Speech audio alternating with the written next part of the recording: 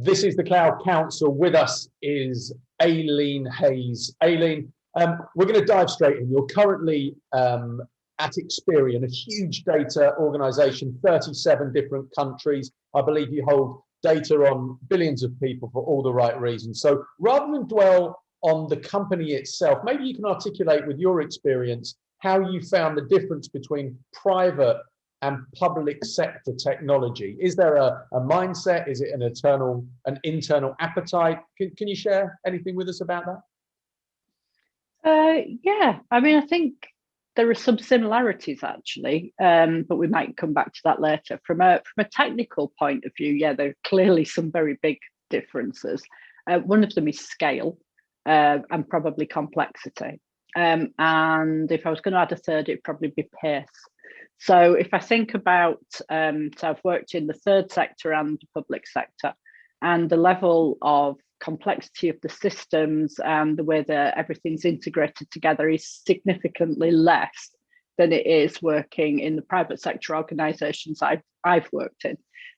Now, obviously, the scale is vastly different as well. So I can't comment if a small company might be very, very similar to the public sector. But from the point of view of just the plethora of systems and technologies, the complexity of keeping it all working, the number of different things that you have to bring together and orchestrate in order to be able to do something that actually feels quite simple, like logging on to internet banking, for example. You don't actually see the amount of complexity behind that until you actually go work in an organisation that does that. So scale, because you are talking about millions and millions of users rather than thousands and thousands. And it isn't just a case of you take what you did for 1,000 people and scale it up.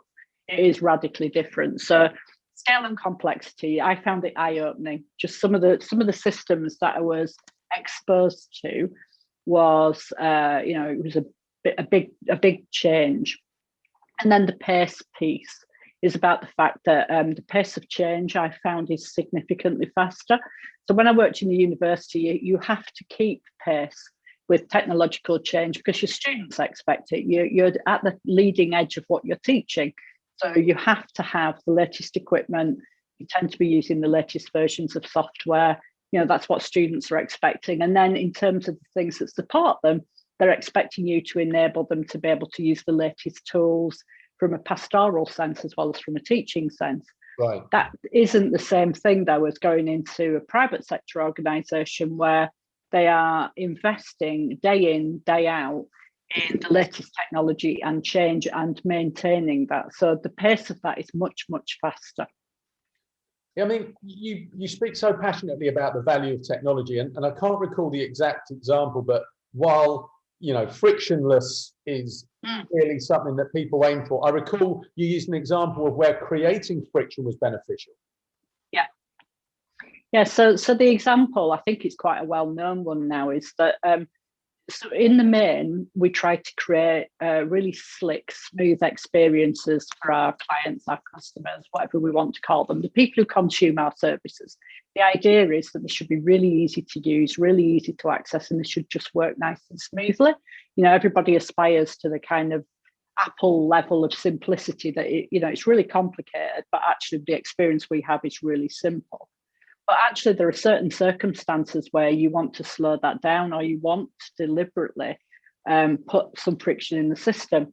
And the example I was talking about was there's been quite a lot of work around people with certain mental health conditions where actually they can have certain episodes that mean that they can have high spend splurges. So, it's kind of a facet of it that they will have an episode and they will go and they will spend an awful lot of money that they can possibly ill afford.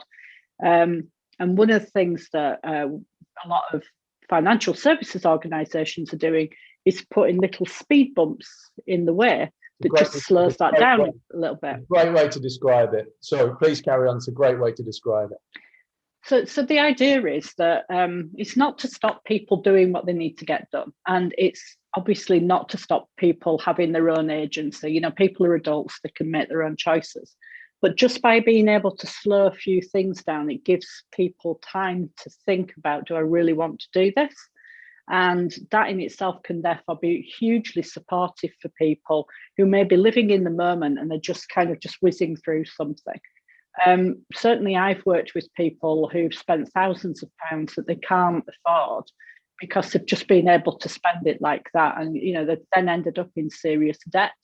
So using systems that actually can recognise some of that and slow certain parts of the functions down can be hugely helpful for people. I mean, in your experience in technology, is it easy always to reconcile or to align organisational goals with the technological ones? Because even in that example, there seems to be a conflict internally between the profit margin and the motive versus the moral imperative. And it seems that technology's got a crucial part to play in that.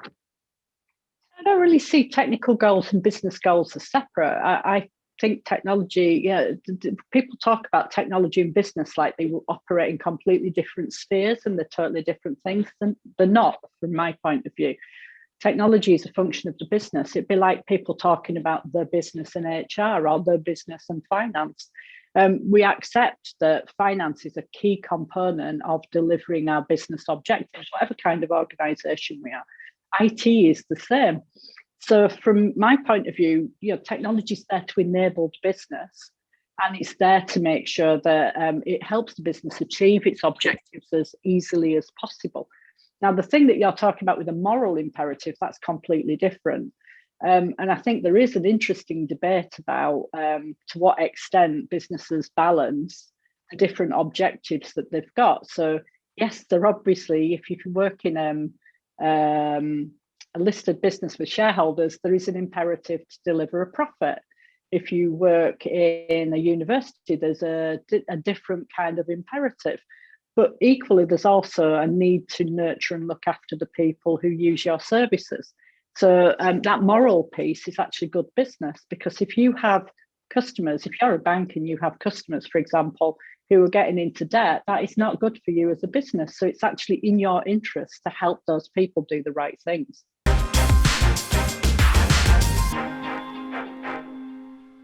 So Aileen, this is simple. It's your personal digital transformation. So how would colleagues, for example, describe you as a collaborator?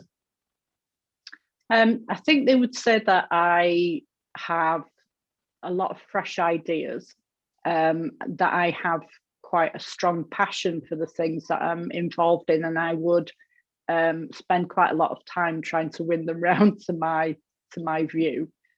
They also know that when I'm committed to do something, I'm tenacious about it. So if I feel that people have missed the point of the potential that I can see, they know that I'm not just going to shut up about it. So I think one of the great strengths I've got is as a communicator, which I'm not doing very well at the moment, but as a communicator of things. So when I understand kind of the big vision of it and the idea of it, I'm very good at articulating that to a very broad audience. So I can talk to a technical audience, but I can also talk to a business audience or a client audience. And so one of the things, for example, that I was once told by one of my colleagues when I worked at Lloyd's was that he wanted to record the presentation that I was giving, because it went down so well with people, because it just connected people to what I was talking about. And he just wanted to be able to record that and reuse that. So I think people get the passion and the commitment and the ability to make it actually real for people. Well, thank you for sharing the strength. Are you okay to share maybe one of your professional weaknesses? I think my weakness that I have to learn to manage, and I do have to remember to manage this, is I'm quite good at making several steps forward. So I'm quite good at jumping several steps ahead of other people. And I sometimes forget that they're not in the same place as me. And I have to remember to come back and bring them along with me to where I've got to.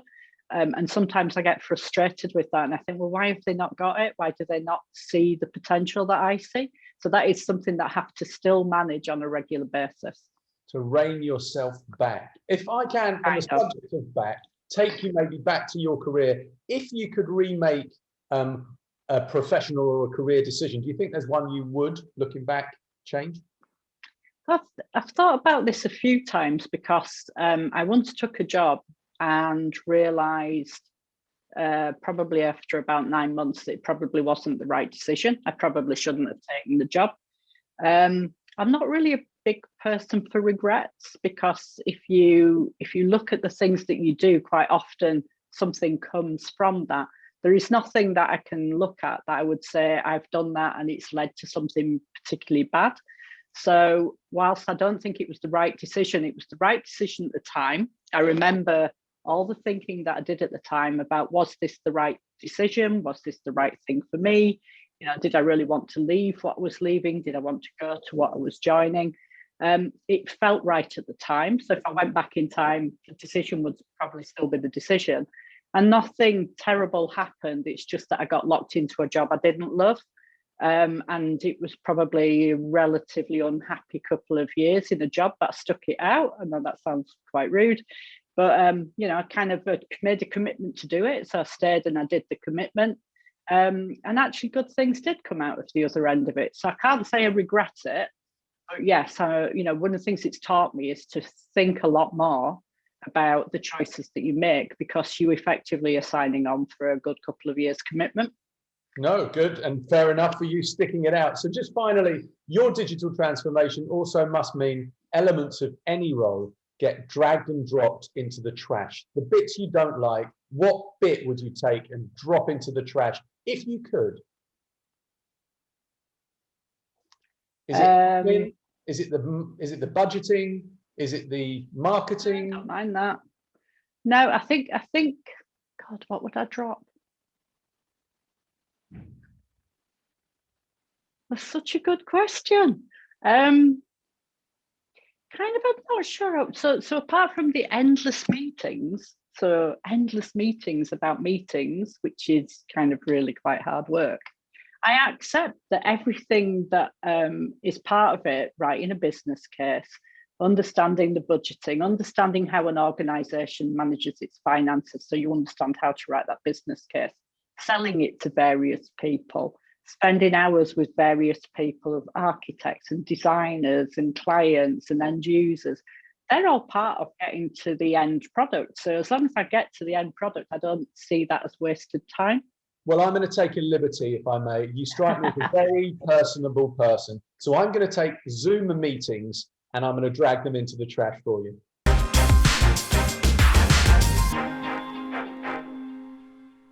I mean, your analytical approach to things has been fantastic to learn from. And I think you've talked also previously about just stepping back. Often people want to move forward, particularly with technology and the massive advancements regularly. But can you just tell us, when you do step back, what you found has been beneficial, and maybe a situation where just taking that step back and looking at the IT problems before spending has proved to be valuable? Yeah, so I think there's a big imperative to just get on, just get on with it and deliver the benefits that are being claimed. I think often just stepping back and reminding ourselves, why are we doing this? Now, what is it that we're actually hoping to achieve by that? Are we actually sure that this is going to deliver those benefits? So if I go right back to when I did my degree, I remember a module, and it's the only bit of the module that I actually properly remember, where it was talking about strategic decision making. And it was talking about the fact that whenever you look at a set of strategic options, the one option that should always be on the list should be do nothing. And I remember when the lecturer first talked about this, I thought, well, that's stupid. Why would you start with do nothing? That's ridiculous. Of course, you're doing something. But actually, once we actually went through it, it makes perfect sense, because what you start from is, if we do nothing, what happens? What changes? We don't spend the money. We don't do all this work. Does the situation get worse, or does the situation we're trying to bring about not happen? And then you can then look at all the other options against that not spending thing. So always start with, do I really need to spend £10 million on this project, or whatever it is? Yeah. If I didn't spend that 10 million, has the problem got any worse? Because possibly the right thing might not be to do anything, which sounds counterintuitive, but sometimes it's the right answer. And then if you look at it from that starting point and you look at all your other options, you may find that you can get the business benefits you're looking for without doing everything that everybody assumed you were just going to dive into.